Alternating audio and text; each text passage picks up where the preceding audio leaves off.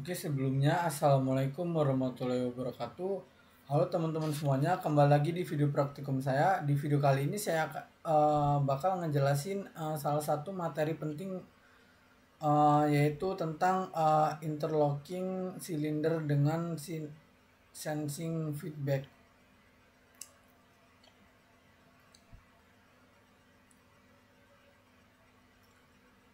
Jadi aku nanti bakal ngejelasin mulai dari tujuan praktikumnya, konsep dasarnya itu apa, terus sama kenapa sistem ini penting buat keamanan. Terus kita tuh bakal ngebahas juga cara kerja dari sensornya.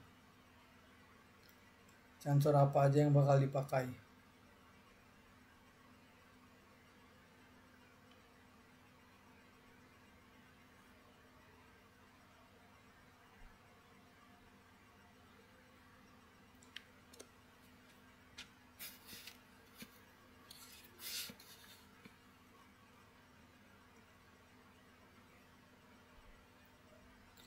Mungkin kita kasih gambaran umum aja ya buat di praktikum ya. Jadi di praktikum kali ini tuh kita belajar tentang bagaimana cara mengatur dua buah silinder pneumatik supaya kita tuh bisa si alat ini tuh bisa bekerja secara aman menggunakan konsep interlocking tersebut uh, dan dengan sensor feedback. Dalam dunia industri sendiri kita nggak bisa cuma asal ngasih perintah maju atau mundur ke silinder tanpa tahu posisinya.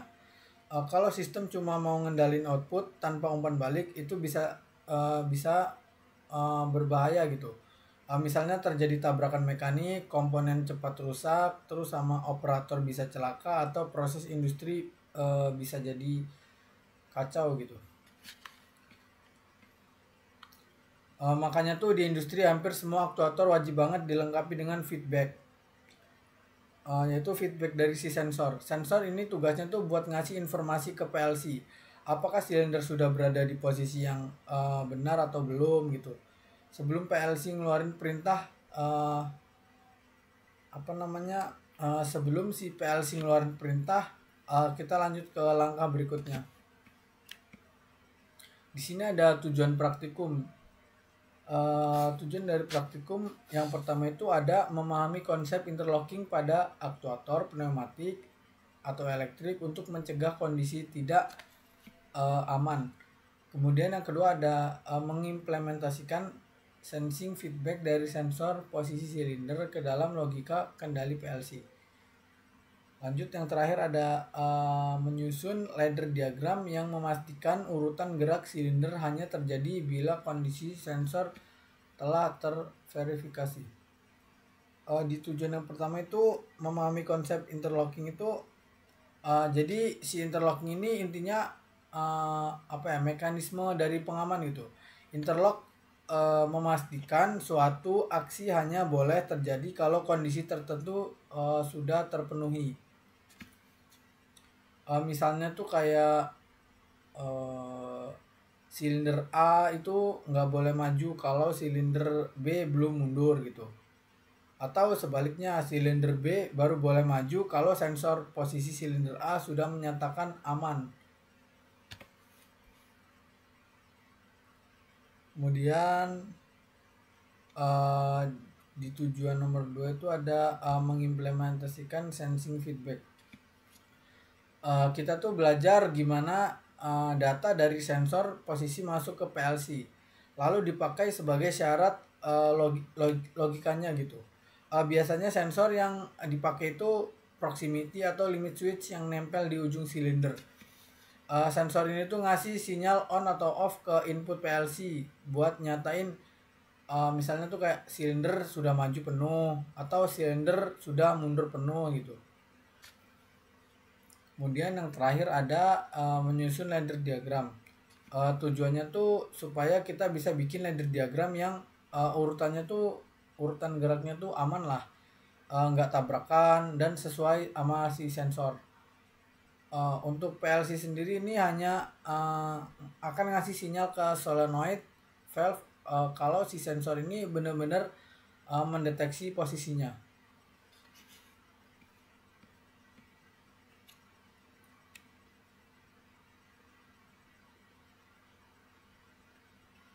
Kemudian di sini ada interlocking silinder dengan sensing feedback.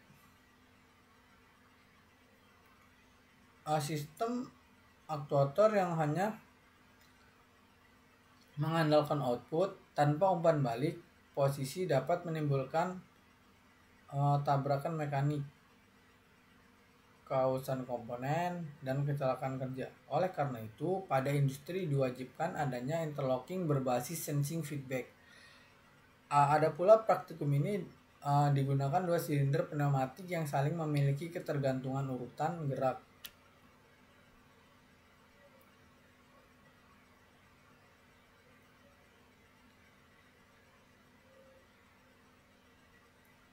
Setiap silinder dilengkapi dengan sensor data, limit switch, atau proximity untuk mendeteksi kondisi maju atau kondisi mundur tercapai dari suatu sinyal sensor.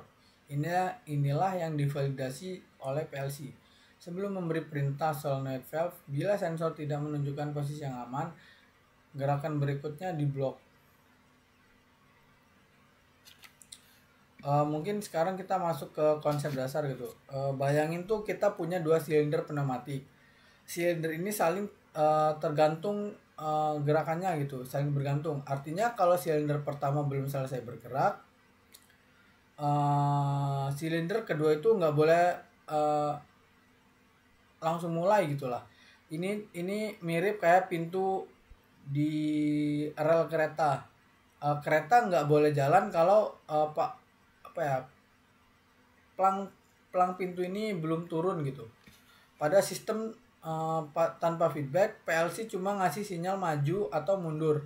Nggak peduli silinder itu tuh benar-benar maju atau tidak. Kalau macet atau belum sampai ujung, PLC tetap lanjut. Nah, ini menurut saya berbahaya. Makanya tuh dipasang sensor-sensor di ujung silinder itu untuk ngebaca kondisi. Apakah silinder ini udah maju full atau silinder ini udah mundur dengan full.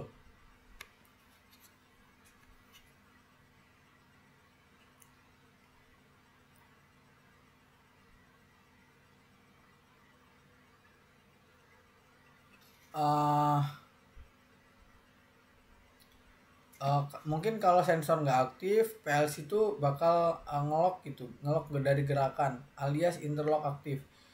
Ini seperti kayak rem pengaman gitulah. Apa yang terjadi kalau sensor itu error? Misalnya kabel sensor tiba-tiba putus, terus sensornya kotor, terus sama silinder sedikit bermasalah atau macet gitu, terus angin bocor sehingga gerakan tidak sampai ujung.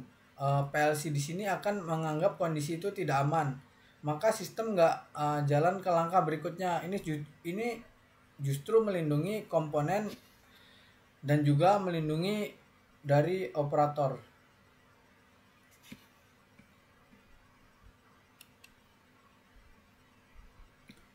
Mungkin saya jelaskan sedikit penjelasan komponen utama. Yang pertama itu ada silinder pneumatik. Ini aktuator yang digerakkan oleh udara. Di praktikum biasanya ada dua silinder, silinder 1 sama silinder 2. Mungkin keduanya tuh punya sensor posisi maju dan sensor posisi mundur. Kemudian yang kedua tuh ada sensor proximity atau limit switch. Sensor ini dipasang di ujung silinder. Kerjanya tuh simple lah. Kalau batang silinder menyentuh area sensor, maka sensor on. Kalau belum sampai, itu tuh kebacanya tuh sensor akan off. Sensor inilah yang ngasih bukti ke PLC bahwa silinder itu sudah sampai ke tujuan. Kemudian yang ketiga tuh ada solenoid valve. Solenoid valve mengatur aliran udara ke silinder. PLC mengaktifkan coil valve lewat output. Kemudian ada PLC. PLC membaca input sensor, memproses logika ladder, dan mengeluarkan output untuk menggerakkan dari silinder.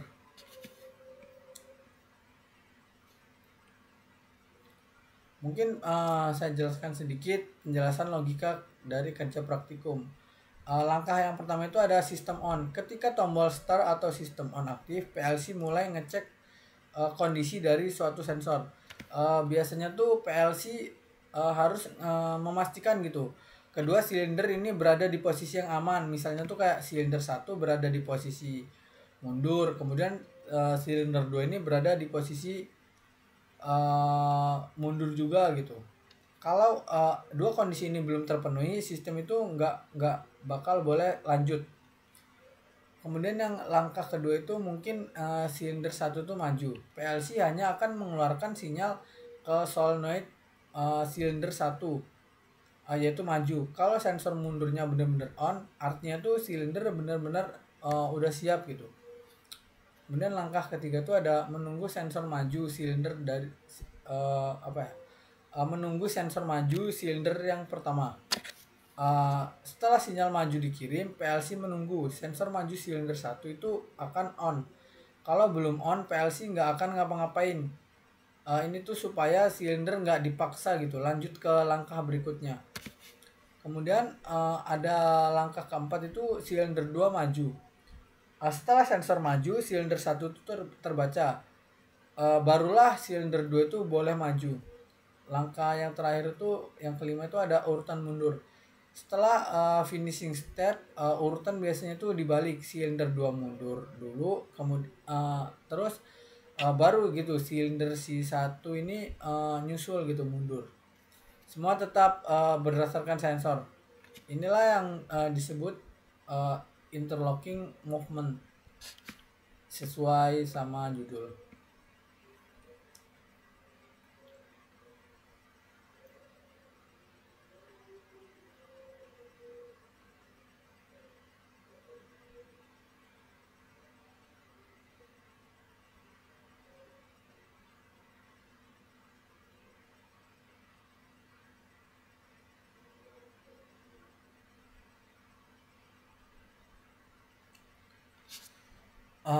Lanjut, kemudian di sini ada penjelasan ladder PLC. Di slide terlihat beberapa rung ladder.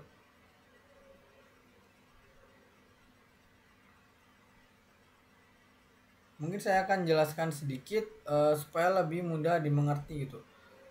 Di bagian pertama itu ada rung system on. Biasanya ada kondisi tombol on, interlock awal, atau safety sensor. Kalau semuanya on, itu tuh sistemnya tuh aktif gitu. Kemudian di bagian kedua itu ada rung sensor. Rung sensor yang ngebaca gitu.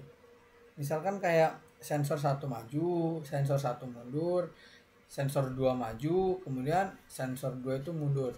Input-input ini masuk ke memory bit untuk dipakai di rung lain. Kemudian di bagian ketiga ada gerakan silinder 1. Rung yang mengaktifkan output sensor 1 maju biasanya punya syarat kayak sistem on, sensor 1 mundur on, atau tidak adanya error. Setelah sensor 1 maju aktif, itu tuh PLC itu nunggu si sensor ini maju gitu.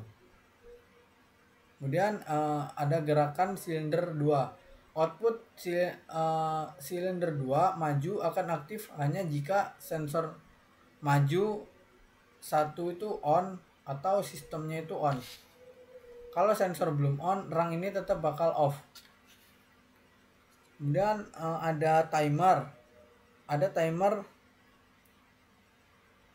T0001, T0002, T003 di ladder. Timer ini biasanya tuh berfungsi buat delay waktu tertentu sebelum mundur, atau memberikan waktu tunggu jika proses membutuhkan jeda. Kemudian ada urutan mundur. Urutan mundur sama seperti urutan maju, tapi kebalikannya. Sensor 2 mundur dulu, setelah sensor mundur kebaca gitu, barulah sensor 1 itu mundur. Hal ini mencegah agar terjadinya tuh kayak tabrakan mekanik jika silinder itu saling bergantung.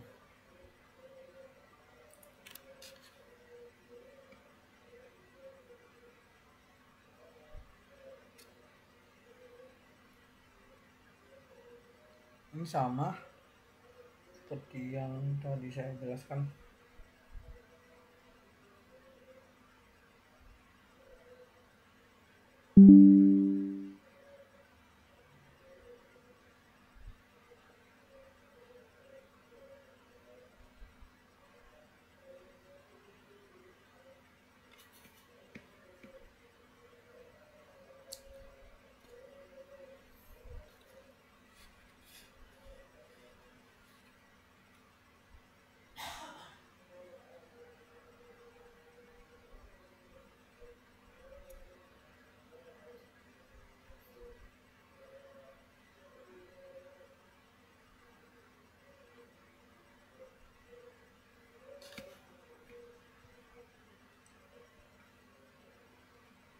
Mungkin saya bakal jelaskan sedikit kenapa sih interlock itu wajib ada gitu di industri gitu. Sebenarnya kalau kita lihat di lapangan, sistem pneumatik yang sederhana pun tetap diwajibkan punya interlocking. Kenapa begitu? Karena tanpa interlocking sistem bisa beroperasi secara buta gitu. Maksudnya PLC itu bakal ngasih output tanpa tahu kondisi realnya atau nyatanya. Silinder pneumatik itu akan selalu bergerak. Silinder pneumatik itu akan selalu bergerak karena adanya tekanan udara. Dan meskipun kelihatannya simpel, tapi kadang banyak hal yang bikin posisinya tuh nggak sesuai. Contohnya tuh kayak ada tekanan angin drop, solenoid valve macet, seal silinder bocor, terus ada apa lagi ya? Ada benda yang menghalangi. Kalau sistem nggak punya interlocking, PLC bakal tetap lanjut perintah gitu. Misalnya silinder A belum maju, tapi PLC udah nyuruh silinder B maju duluan. Kalau dua silinder itu saling ketergantungan, itu bisa terjadi tabrakan, bengkok, atau bahkan bisa pecah. Industri itu rugi kalau sampai hal kayak gitu terjadi. Makanya feedback sensor plus interlocking itu adalah dua hal yang nggak bisa dipisahin. Ibaratnya tuh gini, kayak kalau manusia butuh mata buat apa ya, buat ngelihat sebelum bergerak, PLC juga butuh sensor buat melihat. Kalau PLC jalan tanpa sensor, kayak manusia jalan sambil merem, ya kayak ya pasti nabrak lah.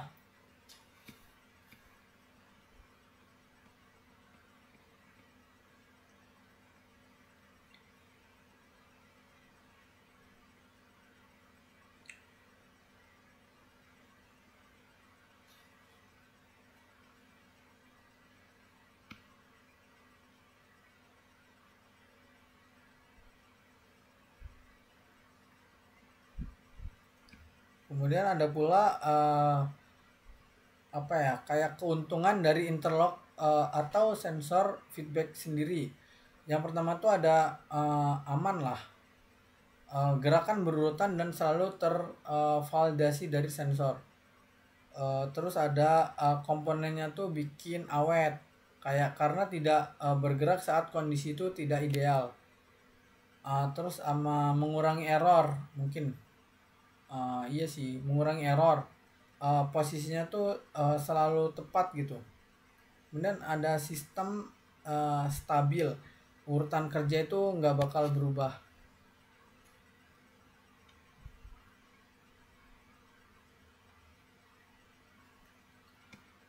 Mungkin kesimpulan inti materi dari apa yang sudah saya jelaskan atau bacakan tentang modul ke-9 yang berjudul interlocking cylinder dengan sensing feedback. Yang pertama itu ada interlocking.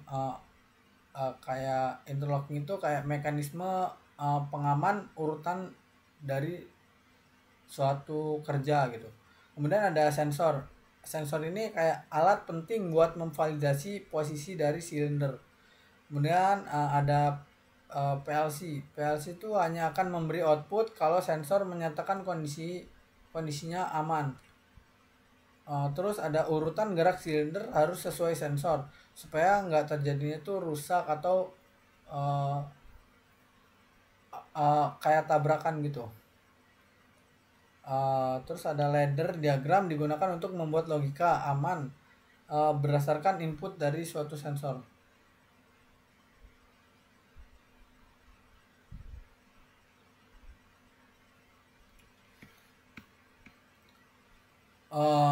Mungkin itu aja. Oke teman-teman, jadi itu mungkin itu saja penjelasan lengkap mengenai praktikum interlocking cylinder dengan sensing feedback menggunakan sistem pneumatik dan PLC. Mungkin segitu saja. Sekian. Saya mohon maaf apabila ada kata atau kalimat saya yang kurang dimengerti. Saya minta maaf. Saya akhiri. Wassalamualaikum warahmatullahi wabarakatuh.